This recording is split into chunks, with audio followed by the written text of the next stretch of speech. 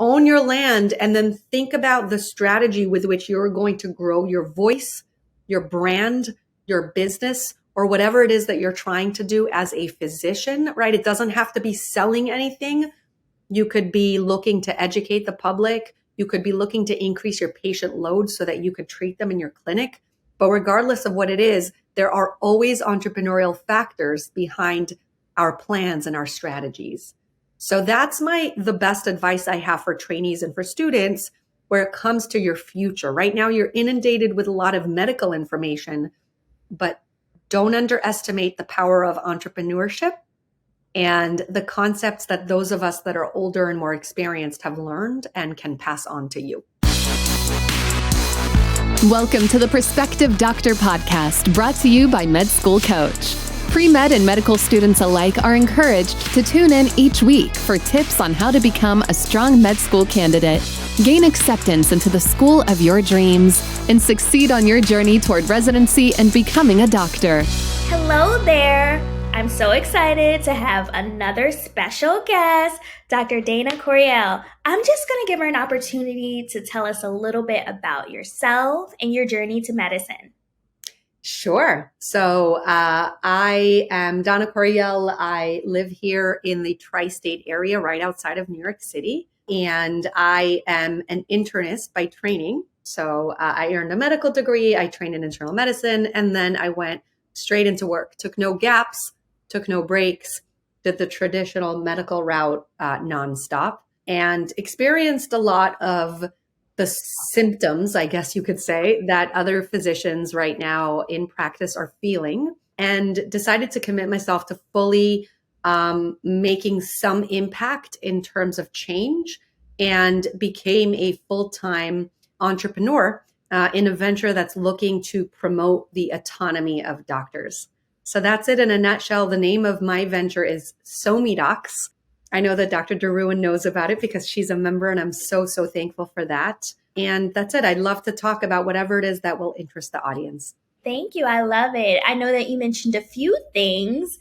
One, a majority of our listeners are early in the stages of our careers. And I know that you guys have heard a lot about different physicians exploring other options outside of clinical medicine because there's something going around just with the state of our healthcare system where sometimes people are just looking for something more and looking for ways to impact patient populations from higher levels or from different avenues.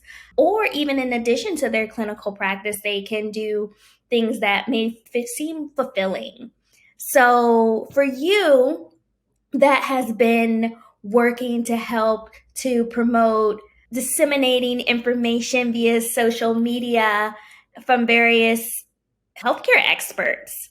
And you mentioned your venture, SoMeDocs. Can you tell us a little bit more about that?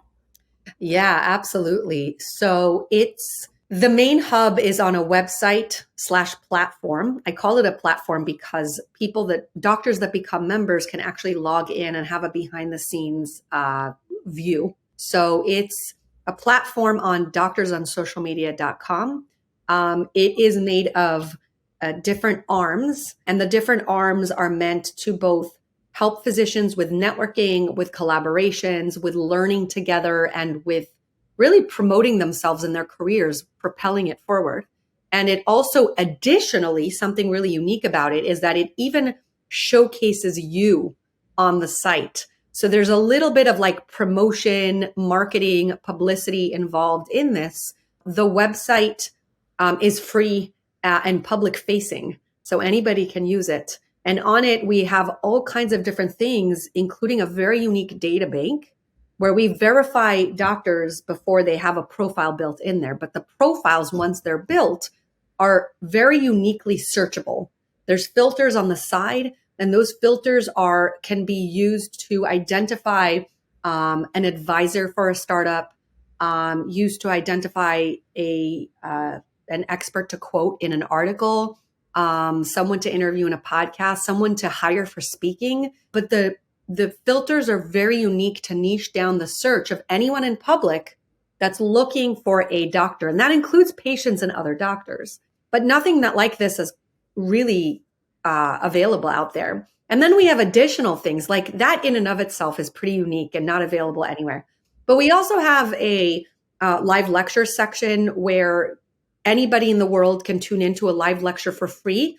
And those live lectures then become standalone lectures in our on-demand section where the speaker can actually make money in evergreen fashion, make passive income forever for the life of that lecture. So the doctor just has to work once for that live Zoom session for 1 hour, and they make passive income along with us in a revenue share model.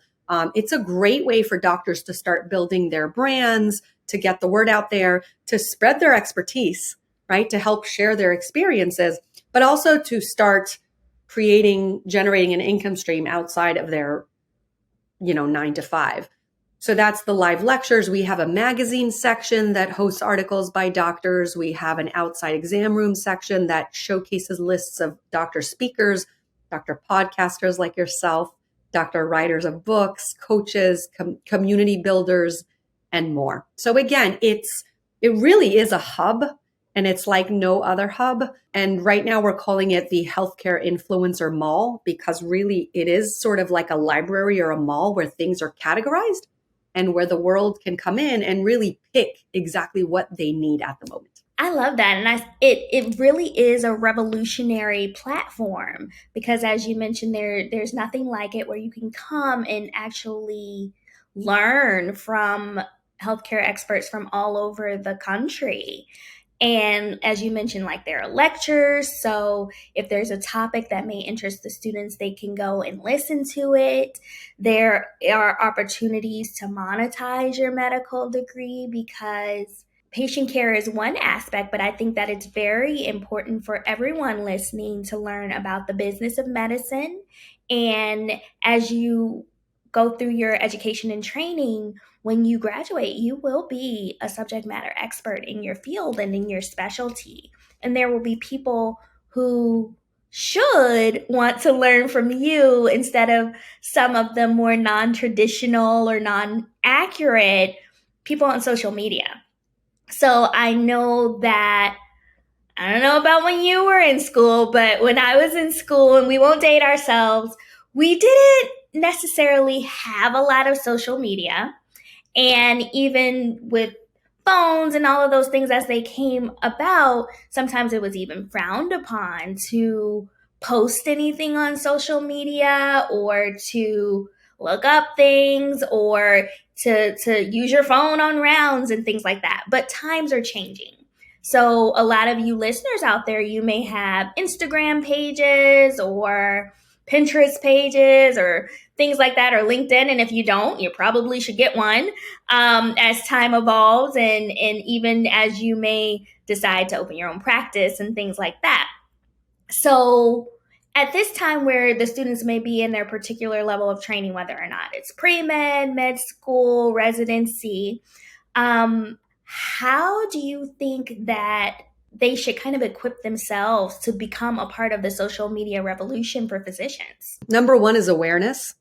Number one is really just joining a community like SoMeDocs that has the purpose of networking and promoting collaborations and facilitating conversations in a very warm and supportive way. We take a very entrepreneurial focus. I personally believe that entrepreneurship is actually missing from the training of physicians. And I am hoping to supplement that, through, for example, the lectures that we're putting together on entrepreneurship and the conference that we have upcoming on entrepreneurship. So I think that awareness is number one.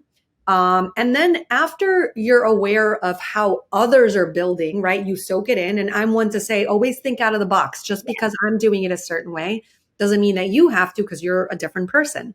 But look at how everyone's doing it and then take a dive. It doesn't mean that you have to start right away by posting something that's incredibly polarizing. You can do it in a systematic way that makes sense for building. Some of that I teach through SoMeDocs. So for example, building a website of your own, building a space that's at least yours and truly yours, right? Unlike being present on social media where you are a passenger on someone else's train. I mean, Facebook is not yours. It's Mark Zuckerberg's, right? You don't own it. Same with Twitter.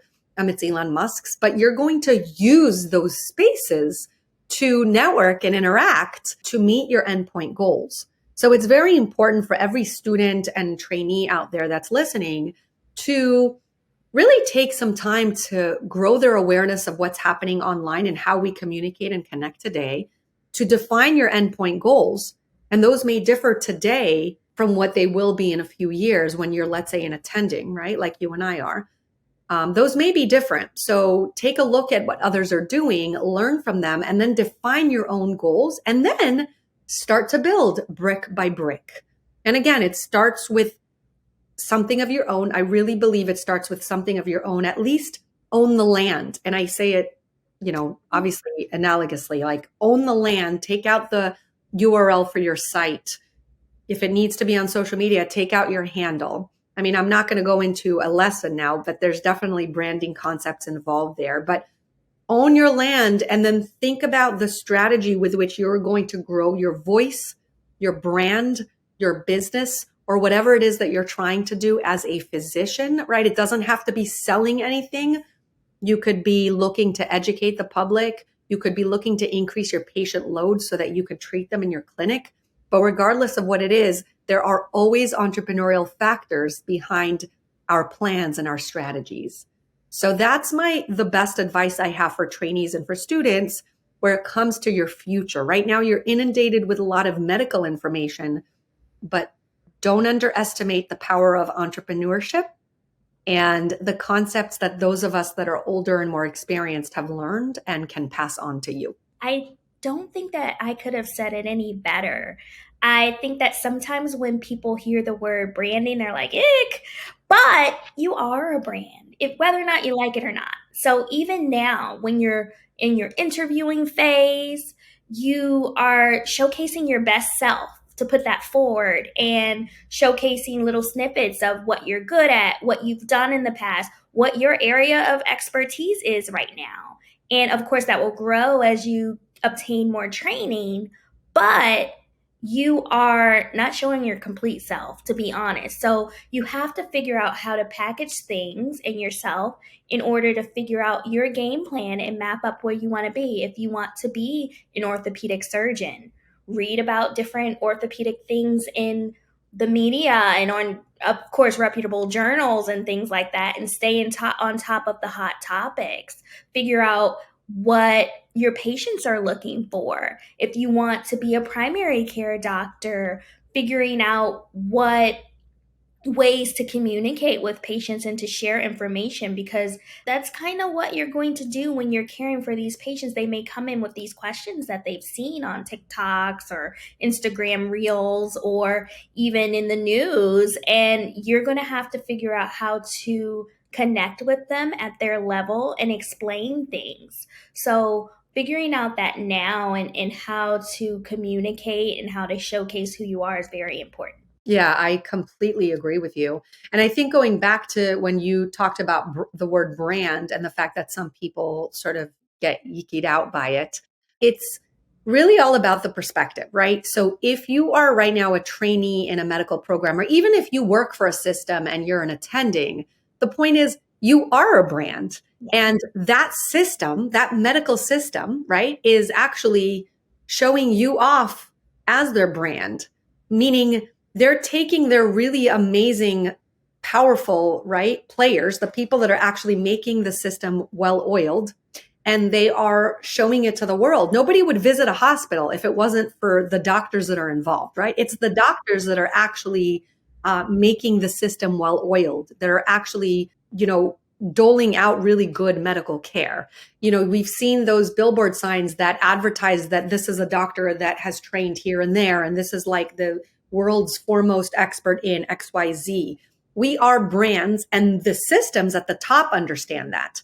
But the players within, the little people, and that's the doctors, they haven't understood that for many, many years. So I am trying to sort of like teach them this, that it's all fine and dandy. Medical systems are amazing. We need hospitals and such, obviously, to be the facilities where we dole out medical care, but we are our own individual brands, and do not let the fact that there's systems that are in control in healthcare today take away your individuality and your stardom, because at the end of the day, it is the doctors that are the stars when it's a patient and physician standing in front of each other in a healthcare relationship. It's the physician and it's the patient. They're both the stars here. And so it's important to sort of remember that, like, when we take out that middle padding, it becomes a better healthcare relationship, and both sides of that relationship are happier and healthier.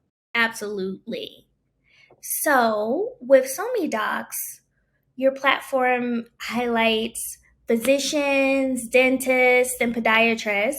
Are there any opportunities for medical students to become involved? Yeah, that's actually a great question. I played around with that for a while. I was, contemplating whether I would open up a part of the data bank that, for example, was for students that are currently enrolled, and they could then edit their profiles as they became physicians and chose their specialty. So that's something I might revisit. It would be exciting to have medical students showcase there as well for the entities that are looking for the younger generation and those in training, right? Because I can imagine that a journalist, for example, could be writing an article about medical school and could say, "Ooh, I actually want to contact someone who is going through it." And I know, for a fact, many media outlets are now using our data bank. So thank you for this. I might re-implement it. I just need to think about the logistics. The really hard thing for us to do is to vet.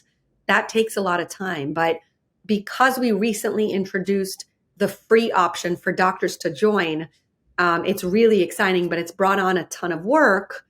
To vet medical doctors that have their degree is easier because we have something called an NPI, which is a way to track that we are, and we have indeed earned our medical degree and we are who we say we are.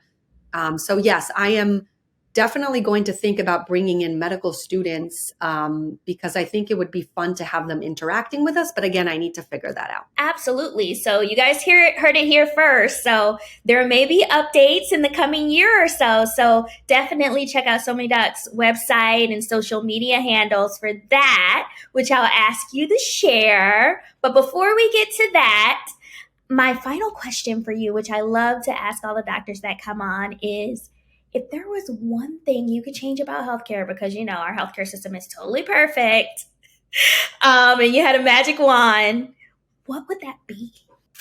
That's a toughie because there's so much I would change. I would probably somehow, if I had a magic wand and it was magical, I would change the way that healthcare is run so that it's magically smoother and that patients actually receive the love and care that they both want and deserve. I would do that. And I think that doing that would maybe then trickle down to the doctors who are feeling the squeeze of the systems. I don't know. It's wishful thinking, but I would basically fix all the magical breaks in healthcare that are not allowing us to make our patients happy or our doctors happy. Mm-hmm. So it's a lot of things. I mean, I can't say that I would wave the wand and make insurances go away because insurance sometimes has an added benefit. And I can't say that I would wave the wand and make hospital systems go away because we need hospitals. So again, it's anything that brings the magic together between doctor and patient and makes both sides happy is my ultimate dream. And if I could just go back really fast, when I finished talking about medical students, I realized I didn't say this. If medical students want to get involved with SoMeDocs, there are absolutely opportunities to get involved, especially behind the scenes. And I don't know if I mentioned this, but we host a very large community of doctors online in our interactive space, which is Facebook groups. And so there's a lot of opportunity to help us with both the website, with well-oiling this whole venture, and our community. So anybody that's interested can absolutely reach out and get involved, add it into their CV, and grab some knowledge about how you do sort of grow on social media and grow opportunities like I have over the years and be able to do those side things that are just so really spectacular and career opening that I highly suggest it. I love that. That seems like an excellent opportunity for you guys to interact with other people, some who may be in your specialty of choice, as well as learn some valuable information. So definitely check that out if you have any interest. And I really appreciate you for taking the time and sharing all your words of wisdom with us. So I'm just going to give you an opportunity to say goodbye and let everyone know how they can reach out. Wonderful. So first of all, thank you so much for having me on. That's A. And B, they can reach out to me. Well, they can first of all visit SoMeDocs, which is at doctorsonsocialmedia.com. I am also on social media individually apart from that business, and that's Dr. Corriel. And you can find me on all social media platforms. You can tag me, you can tag SoMeDocs, and really just ask questions, speak up, contribute, be a part of it all. I highly recommend it. It has absolutely blown my mind just how many opportunities come my way now that I have put myself out there.